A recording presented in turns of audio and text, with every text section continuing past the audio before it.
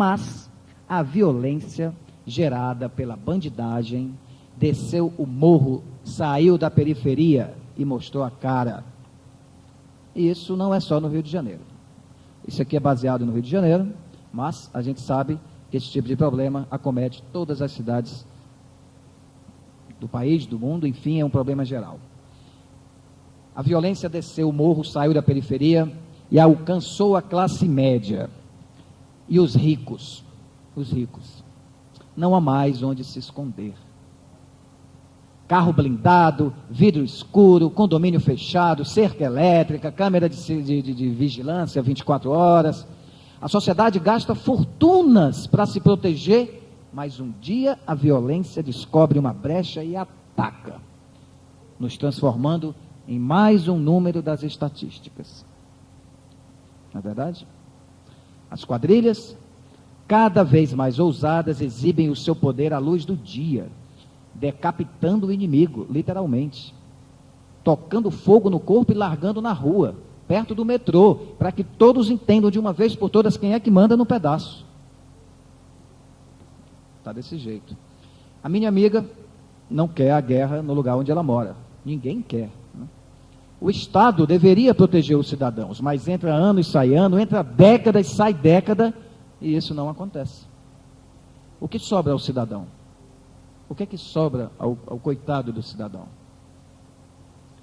Apenas torcer, veja só, a que ponto chegamos. Apenas torcer para que a quadrilha que manda no seu bairro não seja atacada por outra quadrilha. A coisa chegou a tal ponto que é melhor viver na paz do tráfico do que na guerra do tráfico. Veja só o absurdo. Já que o narcotráfico não vai acabar nunca, melhor se entender com quem realmente manda no pedaço. E esse alguém não é a polícia e nem o governador.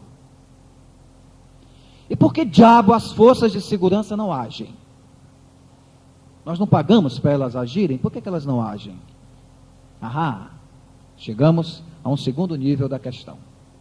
A polícia é incapaz de conter a força dos traficantes. Não exatamente porque são muitos e bem armados. Não é exatamente por isso. Mas porque os bandidos possuem conexões com a própria polícia, com as forças armadas, com os políticos, com os juízes, com os governantes. Até mesmo com empresários e até mesmo com igrejas. Como derrotar algo tão poderoso?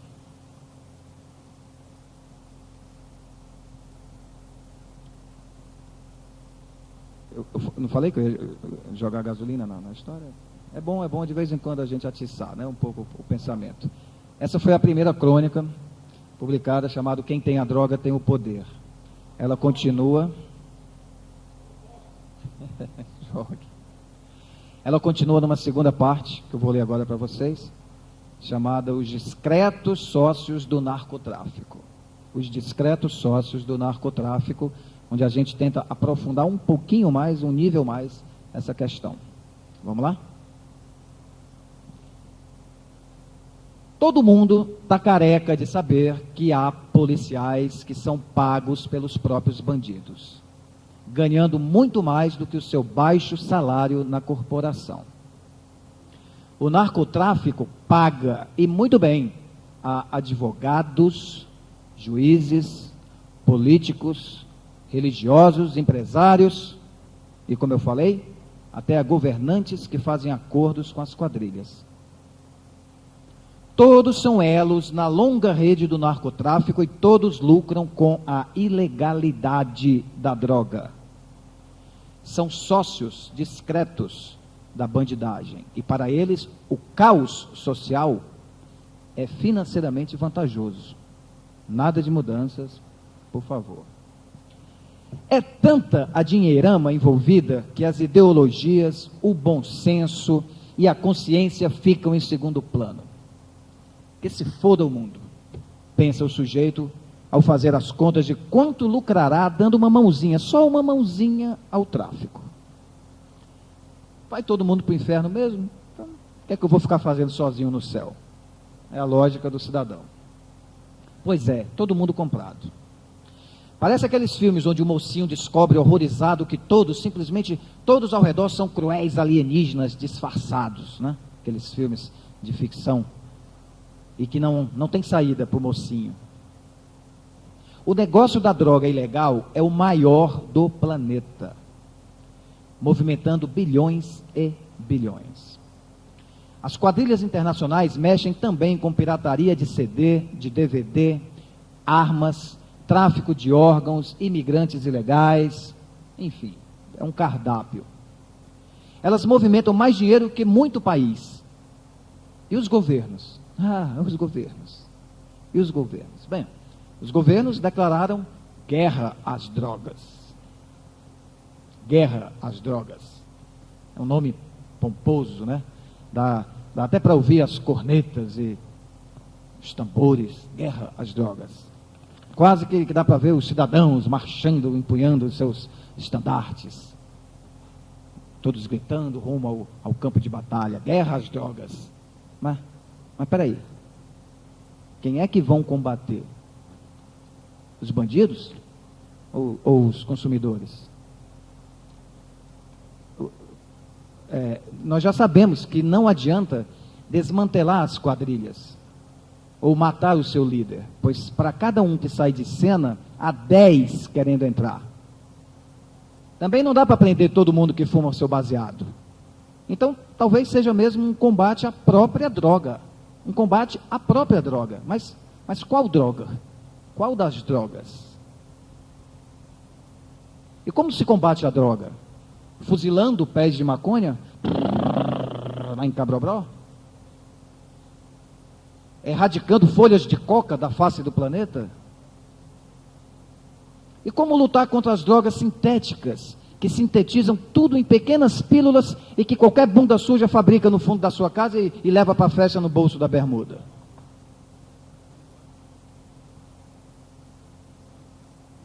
E o cigarro? E o álcool? Por acaso não são drogas também? E comprovadamente, inclusive em estudos da própria ONU, da Organização Mundial da Saúde, mais nocivas do que um baseado? Ok. Não vamos falar disso nesse momento, senão a discussão vai se ramificar mais do que o próprio tráfico. Mas depois a gente fala, porque isso aqui está na crônica, mas depois a gente discute nas perguntas. A questão primordial, então, não é como combater as drogas. A questão é, será mesmo possível combater algo que a própria sociedade deseja?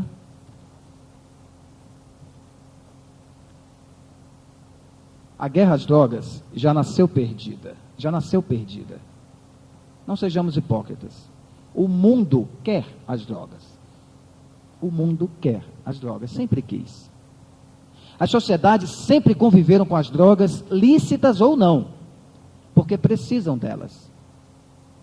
Então, se há demanda, sempre vai haver oferta. Chegamos agora a um nível mais aprofundado da questão. Será que não estamos perdendo tempo, dinheiro e vidas tentando exterminar algo que nós mesmos não queremos que morra? Não é um mundo sem drogas o que as pessoas desejam. Até porque na prática seria impossível. E depois seria também injusto, pois há os que fazem uso de drogas, legais ou ilegais, dentro de um limite saudável, sem prejudicar nem a si, nem a outros. O que as pessoas verdadeiramente desejam é um mundo sem violência. Isso sim. Mas as drogas geram violência? Há quem diga. Não, o buraco é mais embaixo. Culpar as drogas pela violência é um julgamento injusto, fruto da histeria coletiva causada por essa tal guerra às drogas. Isso é lógica reducionista, culpar as drogas. É caça às bruxas. O que de fato gera violência não é a droga em si, mas a sua proibição, que automaticamente a liga à criminalidade. Veja o caso da cerveja e do cigarro. A cerveja que o cidadão toma, quando chega ao trabalho, o cigarrinho que você fuma, né? Sua caipirinha lá na boate. Causam mais mortes do que as drogas ilícitas. Muito mais. Mas ninguém as relaciona à criminalidade. Por quê? Simplesmente porque são drogas abençoadas pelo mundo legalizado. No entanto, se fossem proibidas, haveria igualmente em torno delas toda uma rede de tráfico, corrupção, violências e crimes. Cientes disso, e de que as pessoas beberão e fumarão, sendo ou não proibido, veja o caso da fracassada lei seca dos Estados Unidos nos anos 30, o que fazem os governos? Assumem a responsabilidade, fiscalizando produção e venda, e cobrando impostos que são aplicados para manter controle sobre a qualidade. Fazem pesquisas e campanhas educacionais com o dinheiro arrecadado. Obtêm estatísticas e tratam dos males causados pelo mau uso. Melhor ter o controle de algo tão delicado e perigoso do que deixá-lo nas mãos de bandidos. A guerra às drogas é de uma ingenuidade risível. Os sócios do narcotráfico sabem disso. Gasta-se uma fortuna diária para manter a droga proibida e, no entanto, ela está aí para quem quiser. Quem quiser, na hora que quiser. E diariamente somos violentados pelos que têm a droga e realmente mandam no pedaço.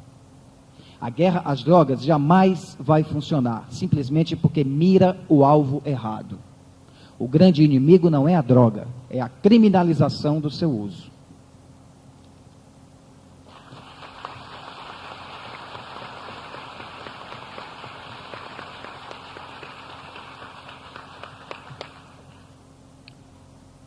Eu ainda tenho um pouco de tempo, então vai dar para ler a última crônica. Se der, eu comento um pouco, senão a gente já passa para as perguntas, né?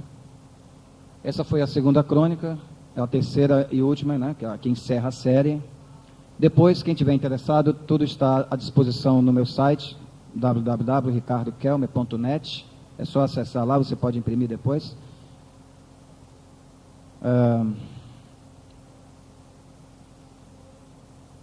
Guerra às drogas, não. Antiproibicionismo, sim. No inferno diário de péssimas notícias mantido pelo narcotráfico, há pelo menos a soprar uma brisa de esperança. E essa brisa de esperança chama-se movimento antiproibicionista.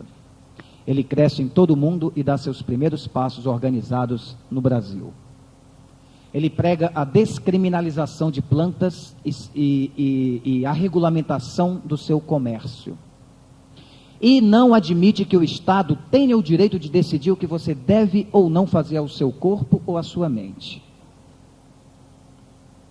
Se você já entendeu que enquanto há proibição, não há saída para o caos social, você é um antiproibicionista. Bem-vindo ao time.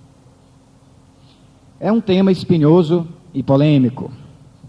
Difícil tocar nele, pois é complexo demais, envolve tantas questões e pontos de vista diferentes, faz as pessoas se levantarem antes do final e ir embora do teatro. E principalmente envolve desinformação, preconceito e medo. Mas está ocorrendo algo curioso.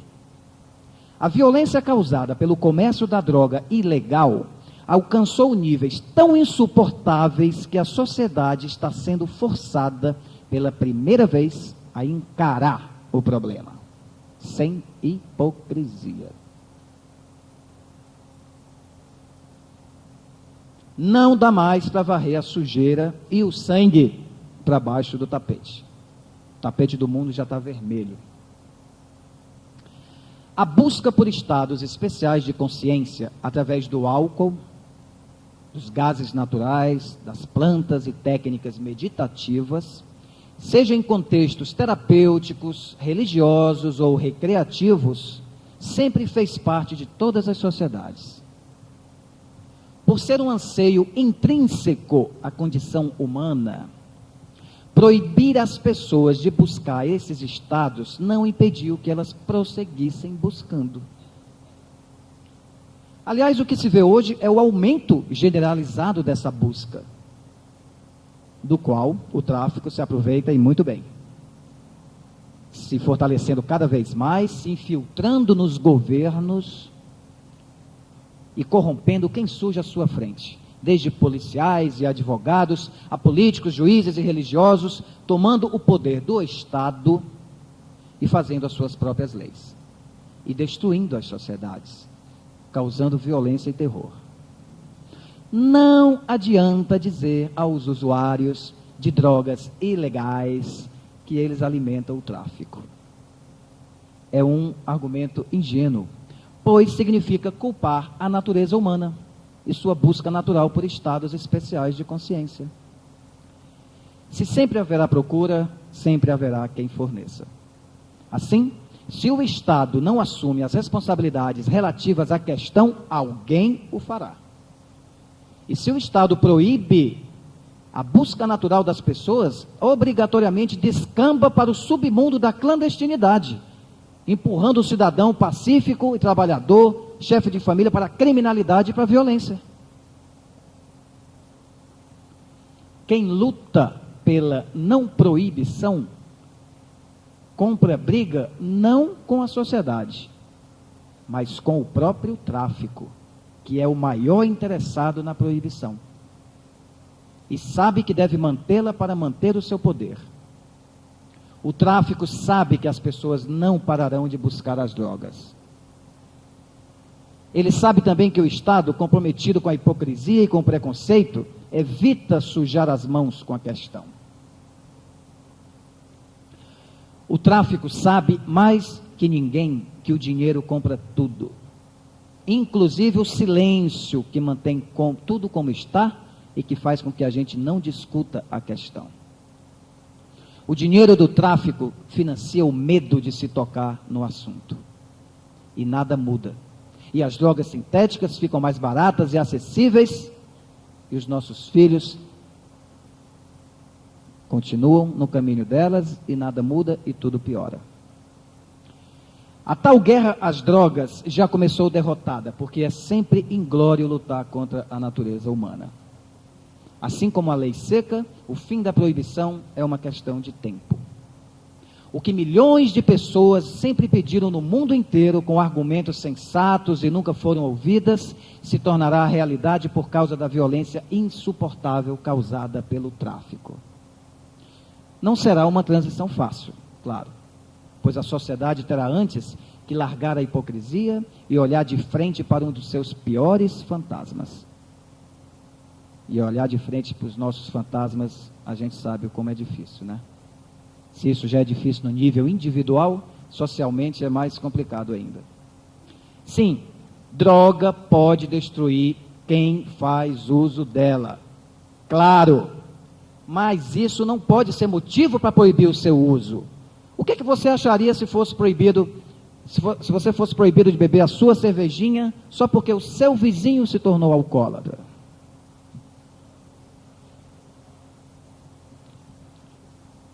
Quem tem a droga tem o poder.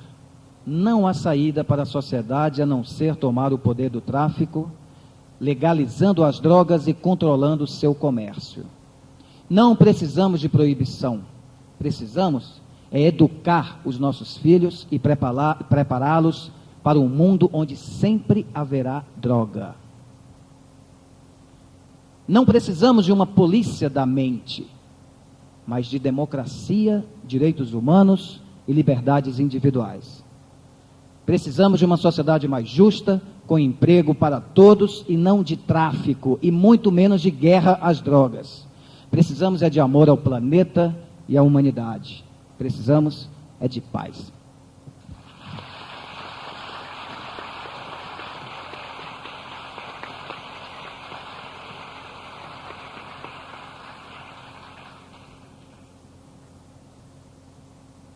É um tema muito polêmico, como tudo é polêmico nessa questão das drogas, mas o importante é que a gente comece a discutir, comece a trazer as questões para a mesa, né, do dia a dia.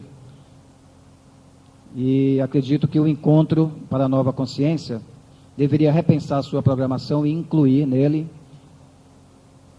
um seminário, algo assim. Fica aqui já a minha segunda sugestão, eu estou cheio de sugestão hoje, né? Para nós debatermos e discutirmos essa questão tão urgente. Se nós falamos de cultura de paz, temos que falar da questão das drogas e da violência causada pela ilegalidade da droga hoje no mundo. Não tem mais como fugir do assunto. Depois de terminarmos aqui, eu trouxe alguns textos, quem quiser eu posso distribuir. E trouxe também um folder da Psicotrópicos. A Psicotrópicos é uma organização não governamental ligada ao movimento antiproibicionista internacional e com sede lá no Rio de Janeiro, da qual eu faço parte, e você pode conhecer o trabalho da Psicotrópicos pelo seu site www.psicotrópicos.org www.psicotrópicos.org. Qualquer dúvida, tem o folder aqui, não tenho muitos, mas a gente vê o que é que a gente pode fazer. Bom, então, nós temos 30 minutos, por favor, quem tem alguma dúvida, alguma pergunta, gostaria que se apresentasse, né, seu nome, e direcionasse a pergunta para um dos membros da mesa, ou para todos, e lembrando sempre que tem que ser resumido, para que mais pessoas possam ter oportunidade também de expor o seu pensamento. Vamos lá? Auditório, boa tarde. E aos visitantes também, não tem procuração do auditório, mas Campina Grande, no meu nome, saúde a todos vocês de fora. Cumprimento também a mesa redonda, como também os meus cumprimentos e meu abraço. Meu nome é Geovágoras, não tenho comunicação de formatura, nem vou para o jornalismo. Currículo de formatura 0, porém escolar 2º grau.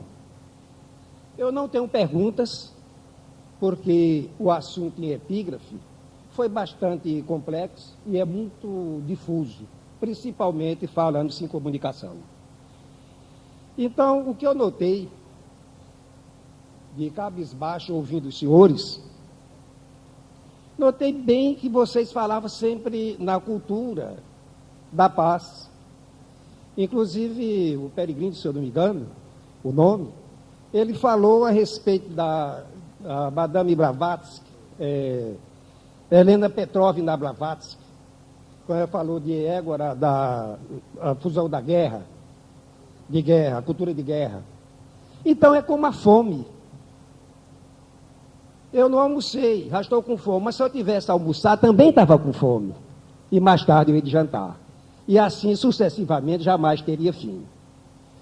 Eu lendo um discurso de Fernando Henrique Cardoso, no 80º aniversário do Rótamo, em São Paulo, eu li umas frases bastante interessantes, que eu queria fazer esse aditamento na palestra de vocês.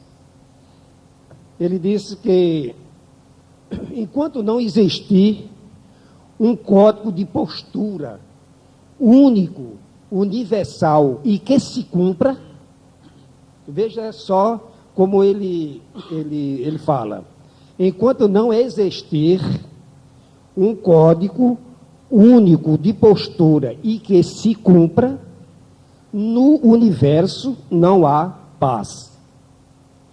Porque, assim, existe a diversidade nas religiões, como também na política de todos os países, desde quando o mundo é mundo, segundo os exegetas, 2 bilhões de anos, aproximadamente, que existe o mundo, sempre lutamos pela paz, e até hoje essa paz não chegou. E, no entanto, a mídia, dentro das nossas universidades, ela preenche o espaço de difundir a paz através de quê? De qual ensinamento? Se não existe esse código de postura único que se cumpra. Então, isso é em vão. É como a droga, também não tem fim. Existiu o começo, mas não tem fim. porque no tratamento oncológico tem de matar pela raiz, e a raiz não foi erradicada, então só existe a continuação. Então, da radiodifusora de Lagoa Seca para difundir a BBC de Londres, anunciando o espaço da educação, da cultura, jamais chegará ao término. Quer dizer, é uma brincadeira de boneca, gastando-se dinheiro à toa, sem existir um código único de postura e que se cumpra. O que quer dizer esse código único de postura que se cumpra? Aqui no Brasil, nós não temos pena de morte, mas existe. Nos Estados Unidos, se eu não me engano, tem 50, 52 estados, 6, 7 tem pena de morte, o restante não tem. Então, se cumpre numa parte, não se cumpre na outra. E nas religiões, a cada 5 minutos, já se fabrica uma religião com antagonismo diferente, doutrina diferente. Então, enquanto não existir esse código de postura único universal que se cumpra, os nossos gastos dos nossos governos, através das ONGs, como também de seminários, congressos, tudo é em vão. Muito obrigado e desculpa a molação.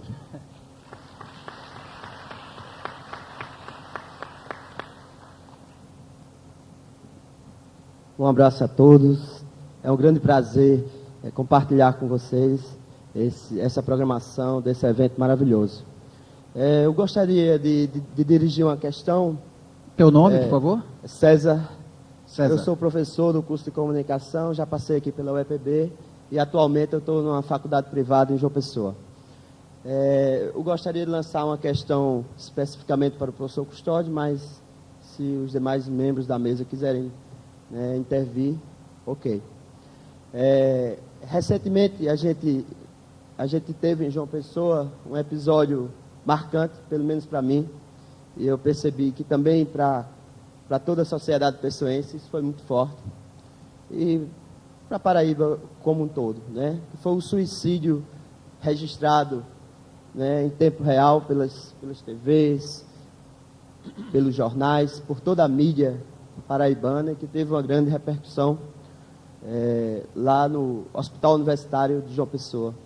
E aquilo foi chocante para mim, eu estava fazendo uma feira, não estava sabendo direito as coisas, e vieram à tona as imagens, e numa recente discussão com alguns colegas, eu cheguei até a afirmar que, diante daquela situação, tinha, em certos momentos, a ideia de que a mídia estava torcendo para que aquela figura humana que estava em completo desespero pulasse do terceiro andar do Hospital Universitário lá de João Pessoa. Eu queria lançar esse evento, esse fato, que foi muito marcante, para uma discussão, embora tenha sido um episódio muito triste, mas eu acho que merece uma reflexão de nossa parte.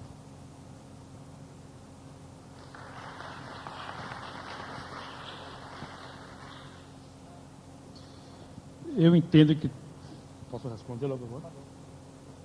Eu entendo que todos nós que atuamos na área de comunicação, que estamos desenvolvendo algum tipo de atividade na área de comunicação, nós temos insistido, eu acho que há muito tempo que todos nós, teóricos, pesquisadores, professores, estudantes, etc., temos insistido, temos sido extremamente contrários à maneira sensacionalista como a mídia se comporta com relação a esses fatos, a esses acontecimentos, incluindo, evidentemente, esse suicídio ocorrido no hospital universitário.